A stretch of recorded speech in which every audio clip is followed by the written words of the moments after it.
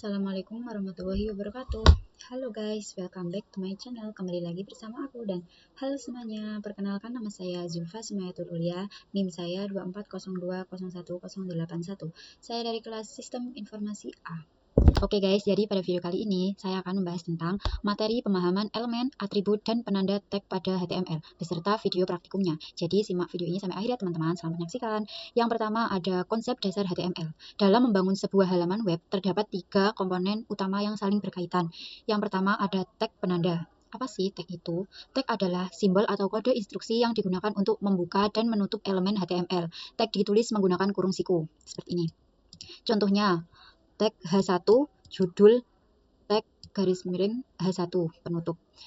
Tag H1 ini disebut tag pembuka dan tag H1 ada garis miring, cucuk garis miring H1 kurung siku disebut tag penutup.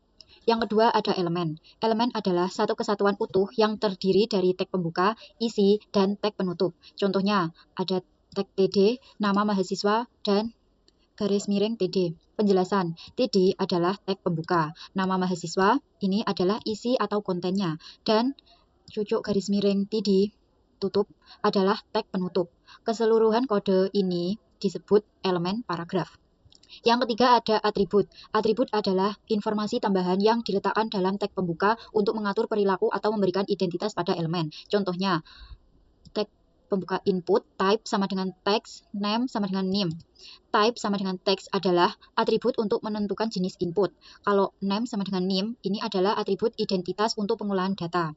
Fungsi atribut ini untuk mengatur perilaku dan sifat spesifik dari suatu elemen. Yang kedua, pengelompokan elemen berdasarkan fungsinya. Berikut adalah gabungan elemen dan atribut yang digunakan dalam pembuatan formulir data diri. Habis ini ya guys tutorialnya. Kita bahas elemen dulu. Pada pembuatan formulir data diri, saya menggunakan 4 elemen, yaitu yang pertama ada elemen struktur halaman, digunakan untuk membangun kerangka atau pondasi dasar dokumen HTML. Yang pertama ada elemen HTML, fungsinya untuk membungkus utama seluruh konten halaman web. Yang kedua ada head, bagian kepala yang berisi metadata, informasi yang tidak tampil langsung di layar. Ada title untuk menentukan judul halaman yang muncul pada tab browser. Dan ada body, berisi semua konten visual yang akan tampil di layar. Yang kedua ada elemen teks, digunakan untuk mengatur format teks agar informasi mudah dibaca. Di sini ada elemen H2 yang berfungsi untuk digunakan untuk membuat judul heading agar teks terlihat menonjol. Lalu ada BR, digunakan untuk berpindah baris atau breakline. Yang ketiga ada elemen formulir atau form, bagian krusial untuk menangkap input dari pengguna.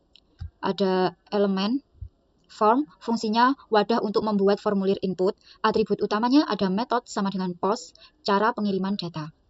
Ada input, tag input, yang berfungsi digunakan untuk memasukkan data. Atribut utamanya ada type, name, dan value. Terus ada select, fungsinya membuat menu pilihan drop-down. Atribut utamanya ada name.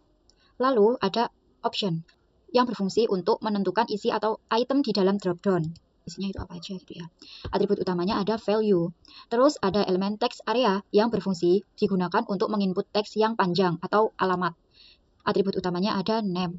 Dan yang keempat ada elemen tabel yang digunakan untuk menyajikan data dalam bentuk baris dan kolom agar terstruktur rapi.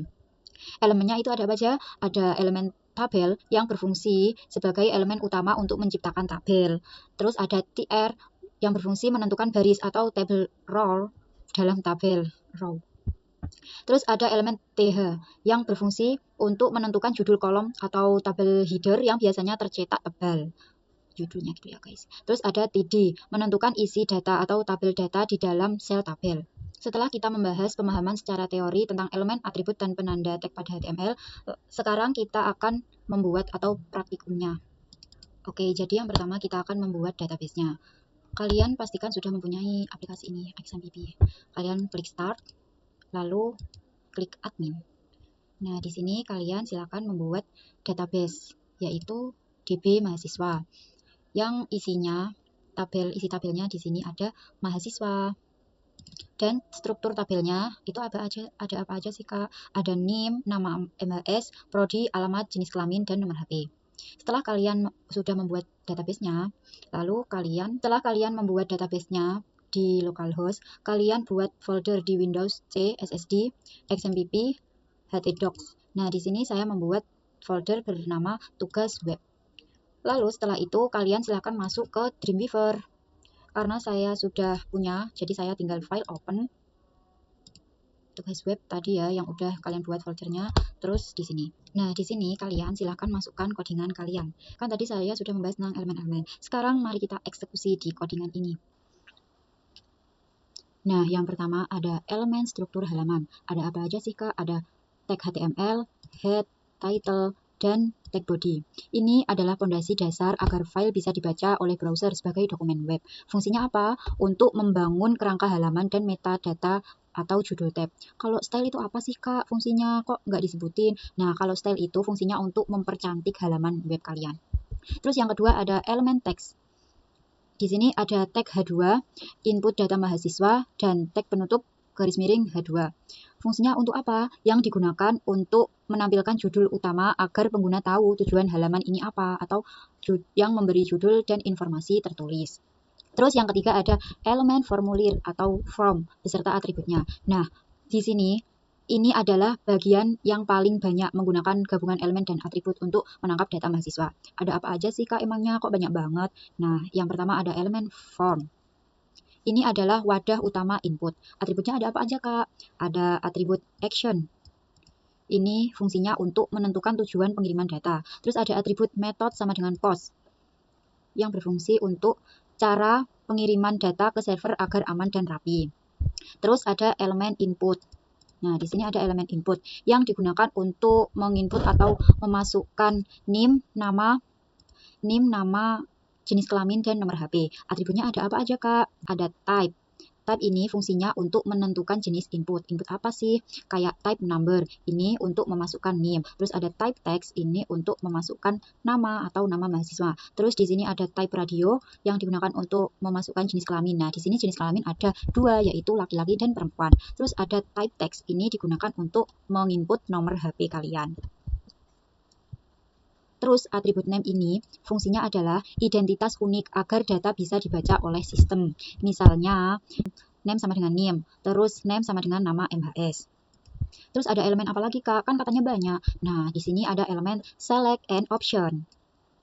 Fungsinya untuk apa sih itu? Di sini berfungsi untuk membuat menu drop-down prodi atau program studi. Atributnya ada apa aja, Kak? Atributnya ada name pada select untuk identitas pilihan prodi. Terus ada atribut value pada option untuk menentukan nilai data yang dikirim. Misalnya value sama dengan sistem informasi. Selanjutnya ada elemen text area. Fungsinya untuk apa, Kak? Untuk menginput alamat dalam bentuk teks panjang. Kan biasanya alamat panjang gitu kan ya. Atributnya ada apa aja, Kak? Atributnya ada rows sama dengan 4 dan choice sama dengan 30 yang berfungsi untuk mengatur tinggi dan lebar kotak alamat secara visual. Dan yang terakhir di sini ada elemen tabel yang digunakan untuk merapikan layout form dan menampilkan data mahasiswa yang sudah ada di bawahnya. Nah, elemen tabel ini ada apa aja? Ada tag tabel, tag thead, tag tr, tag th, dan tag td. Nah, semuanya itu digunakan untuk merapikan layout form dan menampilkan data mahasiswa yang sudah ada di bawahnya. Kalau tag tr ini berfungsi untuk menyusun data agar rapi dalam baris. Nah, sedangkan kalau tag td ini berfungsi untuk menyusun data agar rapi dalam kolom. Terus ada atributnya yaitu border sama dengan 1. Ini berfungsi untuk memberikan garis pada tabel data agar terlihat jelas. Jadi kalian silahkan masukkan codingan ini untuk membuat form data diri. Selanjutnya, oke, jadi ini adalah kelompok elemen struktur halaman. Terus ini elemen teks. Form ini adalah kelompok elemen formulir atau form. Dan yang terakhir ada tabel. Ini adalah kelompok elemen tabel. Baik, setelah kita membedah seluruh teori dan struktur kodenya, sekarang mari kita uji coba tampilannya di Google Chrome. Kita tekan, kita cari localhost, tugas web, data diri PHP. Nah, seperti ini tampilannya. Dapat kita lihat bersama di sini, halaman data diri PHP sudah tampil dengan sempurna. Ini menggunakan kelompok atau penggabungan elemen struktur halaman, dan ini input data mahasiswa ini menggunakan elemen teks, NIM sampai di sini menggunakan kelompok elemen formulir atau form, dan yang terakhir di sini menggunakan kelompok elemen tabel. Guys, BTW ini cuma tampilannya aja ya guys, belum bisa digunakan atau CRUD, create, delete, update, save pokoknya itu. Kalian nantikan di video aku minggu depan ya. Terima kasih sudah menonton, semoga bermanfaat. Jangan lupa like, comment, share, and subscribe. Wassalamualaikum warahmatullahi wabarakatuh. See you next video.